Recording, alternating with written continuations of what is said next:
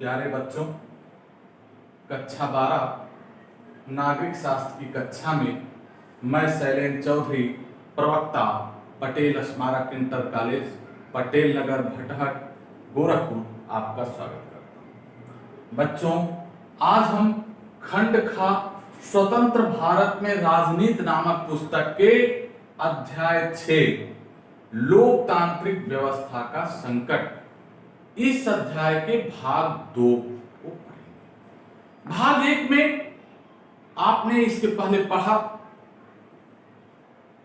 उसकी पृष्ठभूमि क्या थी आपातकाल की, कब लगा, किन परिस्थितियों में लगा, क्या कारण थे, उसके परिणाम क्या हुए, इसको आपने भाग 1 में अध्ययन किया। बच्चों, अब हम आगे बढ़ते हैं आपातकाल के संदर्भ में विभाग। बच्चों, जब इंदिरा सरकार द्वारा 25 जून 1975 को देश में आपातकाल की घोषणा की गई, तो उस समय कुछ ऐसे लोग थे जो उस आपातकाल का समर्थन कर रहे थे, लेकिन अधिकांश लोग उसके विपक्ष में खड़े थे। जो लोग आपातकाल के पक्ष में खड़े थे, उनका तर्क था कि सरकार ने राष्ट्रीय हित को ध्यान में रखते हुए जो विपक्षी पार्टियां अराजकता का माहौल बना रही हैं, ऐसी स्थिति में राष्ट्र को अराजकता से बचाने के लिए आपातकाल जरूरी था। इसके अलावा सीपीआई जैसी पार्टियों ने भी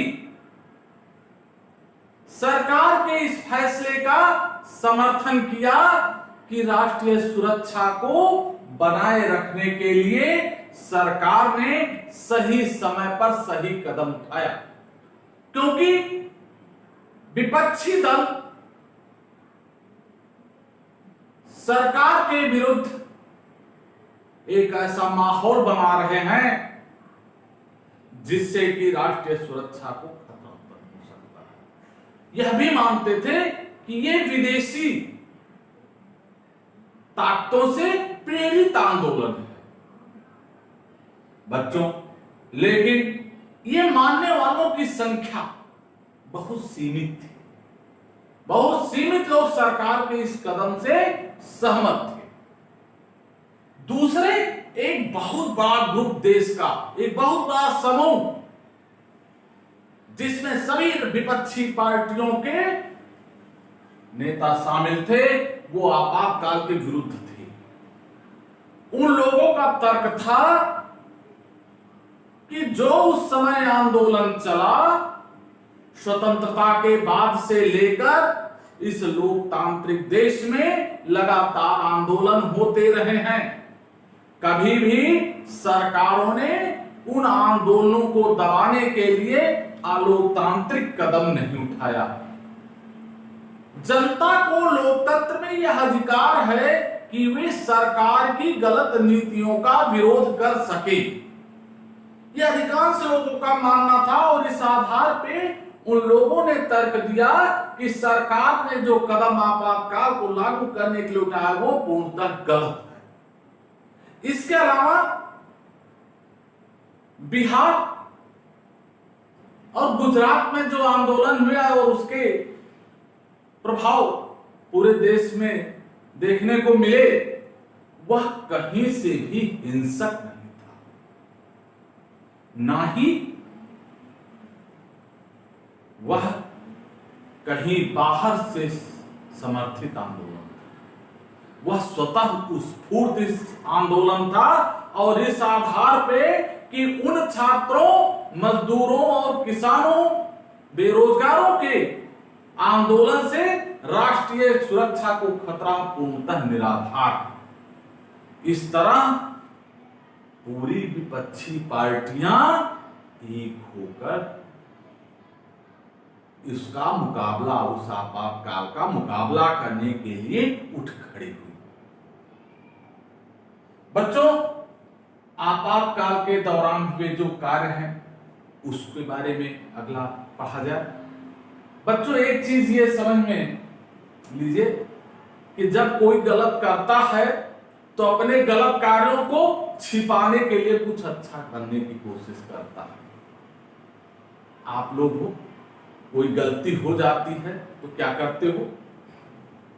घर में छिप के जाते हो या कुछ ऐसा करते हो कि नजर में ना आए, या कुछ अच्छा करें जिससे शाबाशी मिले और वो काम छिप जाए। यही करते हो ना। इसी तरह सरकार ने आपातकाल के दौरान कुछ कदम उठाए। उसने 20 सूत्री कार्यक्रम की घोषणा की। सरकार ने क्यों? क्योंकि उसने सोचा गरीबों का हमदर्द बना जाए, किसानों का हमदर्द बना जाए, जिससे लोकप्रियता बनी रहे और जो विपक्षी दलों का आंदोलन है, सामूहिक आंदोलन, उसके प्रभाव को सीमित किया जा सके। और उसने क्या कहता, भूमि सुधार जैसे कार्यक्रमों को लागू किया गया। निसंदेह अच्छा कार्यक्रम, लेकिन वो परिस्थितियों में क्यों लागू किया गया था यह आप जानते हैं।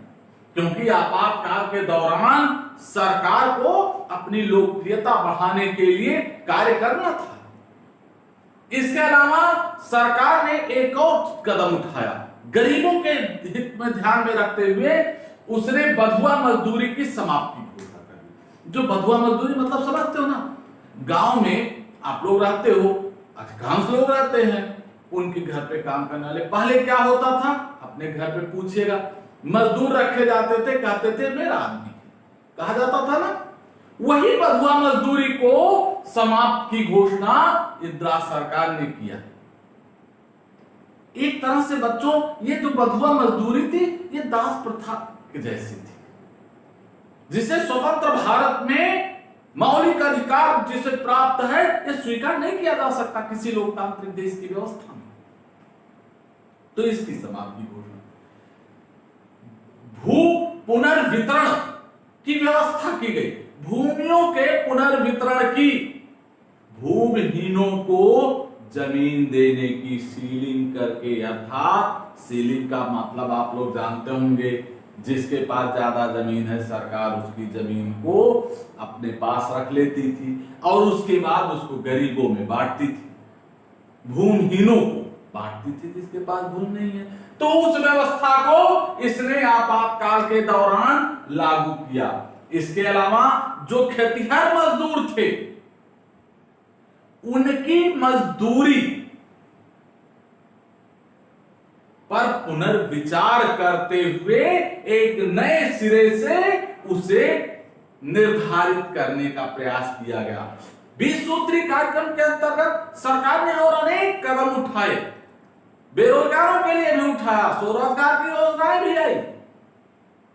इस तरह सरकार ने अपनी आपातकाल की नाकामी को छिपाने के लिए कुछ सकारात्मक कदम आपातकाल के दौरान उठाए, जो आपके सामने थे। इसके बाद बच्चों अगले पॉइंट की तरफ हम बढ़ते हैं, वह है आपातकाल से सबक। कुछ चीजें समय के अनुसार आपको सीखने को मिलती है। समय में जैसा व्यवहार करता है उस हिसाब से आपको सीखने को मिलता है। वही होता है भारतीय लोकतंत्र में। इस आपातकाल ने बहुत कुछ सीखने को मजबूर कर दिया और बहुत कुछ सुधार के लिए तत्पर कर दिया। क्योंकि भारतीय लोकतंत्र, मोदित लोकतंत्र भारत 1947 में जो स्थापित हुआ, उसने कभी ऐसी विकट समस्याओं का सामना नहीं किया था। लेकिन किसी समस्या का समाधान तभी होता है जब वो समस्याएं उत्पन्न होती हैं, और जब भारत के सम्मुख आपातकाल जैसी समस्या उत्पन्न हुई तो उसके निवारण के लिए भी प्रयास हुए। पहली आया कि भारत में लोकतंत्र समाप्त नहीं हो सकता। पहला चीज जो उभर कर आया इस आपातकाल के दौरान कि चाहे जो सरकारें हों वो भारत में लोकतंत्र की प्रथा को कभी समाप्त नहीं कर सकती, क्योंकि जनता यहां की अपने अधिकारों के प्रति सचेत और सजग है। और जो सजग और सचेत रहेंगे वही लोकतंत्र की रक्षा कर पाएंगे। किसी देश की बच्चों ध्यान रखना, आप जब तक सजग और सचेत रहोगे तब तक देश जगेगा और उसकी लोकतांत्रिक परंपराएं और लोकतांत्रिक संस्थाएं विधिवत कार्य करती रहेंगी। जिस दिन जनता सो जाएगी उस दिन देश की लोकतांत्रिक जो प्रथाएं हैं, जो संस्थाएं हैं, वो समाप्त होने लगती हैं। तो इसी आधार पे कहा गया आपातकाल से एक सबक मिली कि भारत में कभी लोकतंत्र समाप्त नहीं किया जा सकता। आगे न्यायपालिका अधिक सचेत नजर आई। इस दौरान अनेक घटनाएं घटी भारत में। आपातकाल लगाने के पीछे बहुत हद तक न्यायपालिका और सरकार के मध्य टकराव रही, लेकिन न्यायपालिका अपने कर्तव्यों से कभी विमुख नहीं हुई और एक सचेत और सजग न्यायपालिका ने ही भारत के नागरिकों के मौलिक अधिकारों की हितों की रक्षा की। आपातकाल के दौरान भी न्यायपालिका ने अपनी सजगता का परिचय दिया। यह चीज सजग एक सबक मिला कि न्यायपालिका जब तक सजग और सचेत है तब तक लोकतांत्रिक परंपराओं का ह्रास नहीं हो सकता, कोई भी सरकार उसे खत्म नहीं कर सकती। फिर बच्चों आपातकाल के प्रावधानों में सुधार। एक चीज देखने को मिली कि जो आपातकाल लगाया गया अनुच्छेद 352 के तहत, उसमें क्या लिखा था पहले? बाह्य आक्रमण और आंतरिक विद्रोह। ये जो आंतरिक विद्रोह था बच्चों, इसी के आधार पर इंदिरा सरकार ने जो आंदोलनों को देखते हुए आपातकाल लगाया था, लेकिन बाद में इसमें परिवर्तन करके आंतरिक सशस्त्र विद्रोह शब्द कर दिया गया कि कोई भी सरकार जब तक सशस्त्र विद्रोह नहीं होगा तब तक आपातकाल नहीं लगा सकती।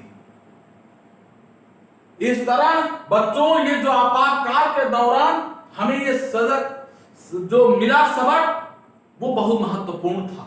हमें बहुत कुछ सीखने को मिल गया। आपातकाल ने इस भारतीय लोकतांत्रिक व्यवस्था को एक मजबूती प्रदान की, विपक्षी दलों को एक मजबूत आधार प्रदान किया। इस तरह बच्चों अब हम आगे बढ़ते हैं।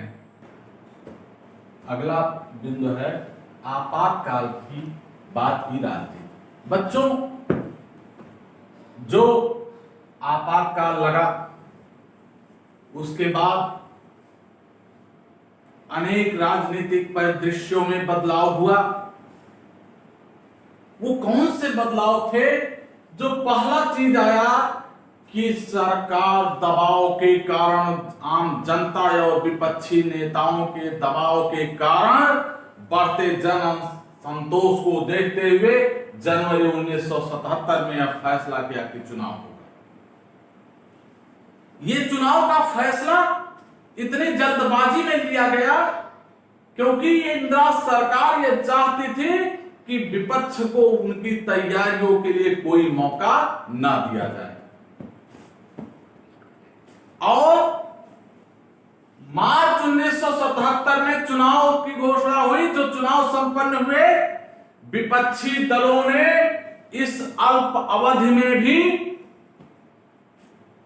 अपनी राजनीतिक पक्वता का परिचय देते हुए गठबंधन करने में सफल रहे। कई विपक्षी दलों द्वारा जनता पार्टी का गठन किया गया। ये जो राजनीतिक बदलाव देखने को मिले वह जेपी नारायण, जयप्रकाश नारायण के नेतृत्व में जनता पार्टी का गठन हुआ, जिसमें लगभग सभी विपक्षी दलों केवल कम्युनिस्ट पार्टी को छोड़कर शामिल हुई। बच्चों, ये जो गठबंधन हुआ, ये पूरे देश में हुआ। इसमें अलग अलग क्षेत्रीय पार्टियां भी शामिल हुई, जिसके कारण एक जो महत्वपूर्ण बदलाव ये हुआ कि विपक्ष के वोट नहीं बटे, मत नहीं बटे, तो सरकार का अर्थात कांग्रेस का कमजोर होना स्वाभाविक हो गया, अर्थात मतों का ध्रुवीकरण हुआ। और इस जनता पार्टी में जो कांग्रेस के वरिष्ठ नेता जगजीवन राम थे, कांग्रेस से अलग होकर कांग्रेस फॉर डेमोक्रेसी का निर्माण किया था, इन्होंने भी जनता पार्टी का अंग बनना स्वीकार कर लिया।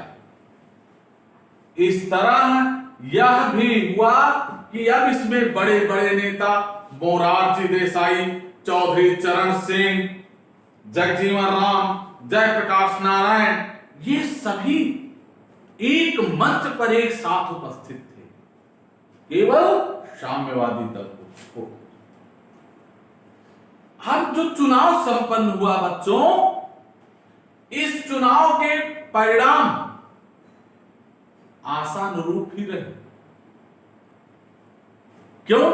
क्योंकि एक तो मतों का बिखराव नहीं हुआ, दूसरा जनता कांग्रेस के आपातकाल और उसकी असफलताओं से नाराज थी। जनता को एक आशा की किरण नजर आई, और उसके कारण क्या हुआ कि जो चुनाव परिणाम आए उसमें कांग्रेस सिमट कर 154 सीटों पर आ गई और उसे 35% से भी कम मत प्राप्त हुए, और जो गठबंधन थी उसे 330 सीटें प्राप्त हुई। अकेले जनता पार्टी को 295 सीटें अर्थात पूर्ण बहुमत प्राप्त हुआ। इसके बाद सरकार का गठन की बात आती है, लेकिन इस चुनाव में एक और महत्वपूर्ण बात हुई। जो तत्कालीन प्रधानमंत्री इंदिरा गांधी थी, वह रायबरेली से चुनाव हार गई और उनके पुत्र संजय गांधी अमेठी से चुनाव हार गए। अर्थात इस चुनाव में कांग्रेस के बड़े बड़े नेता चुनाव हार गए। बच्चों, अब जो सरकार बनी, उस सरकार को बनाने में प्रधानमंत्री बनने की दौड़ में 3 लोग शामिल थे, मोरारजी देसाई, जगजीवन राम और चौधरी चरण सिंह। लेकिन बाद में यह निर्णय हुआ कि मोरारजी देसाई प्रधानमंत्री बनेंगे, और ये जो सरकार बनी, इसमें शुरू से ही बड़े नेताओं के मध्य आपसी मतभेद थे, टकराहट थी, जो 18 महीने में प्रस्फुटित हो गई, और जो जनता सरकार थी मोरारजी देसाई की 18 महीने में ही गिर गई, और चौधरी चरण सिंह के नेतृत्व में नई सरकार का गठन हुआ, जिसे कांग्रेस पार्टी बाहर से समर्थन दे रही थी। लेकिन कुछ ही समय बाद यह सरकार भी चली गई और 1980 का आम चुनाव हुआ। 1980 के आम चुनाव के पहले एक आगे लक्ष्मण का कार्टून आया था, जिसमें यह दिखाया गया था, इंदिरा लाओ देश बचाओ। और इंदिरा जी आगे आगे चल रही थी, पीछे जनता थी और लिखा गया था मैदान साफ। अर्थात अब विपक्षी दलों में इतनी मतभेद हो चुके थे कि इंदिरा के अलावा अब जनता को कोई दूसरा विकल्प नजर नहीं आ रहा था। 80 के जो आम चुनाव हुए उसमें एक बात साफ हो गई पुनः कि विपक्षी दल एकजुट नहीं है और इंदिरा सरकार बनाने जा रही है, और चुनाव परिणाम भी उसके अनुरूप रहे कि पुनः एक बार कांग्रेस की सरकार बनी। इस तरह बच्चों, यह लोकतांत्रिक व्यवस्था का संकट का अध्याय समाप्त होता है। धन्यवाद।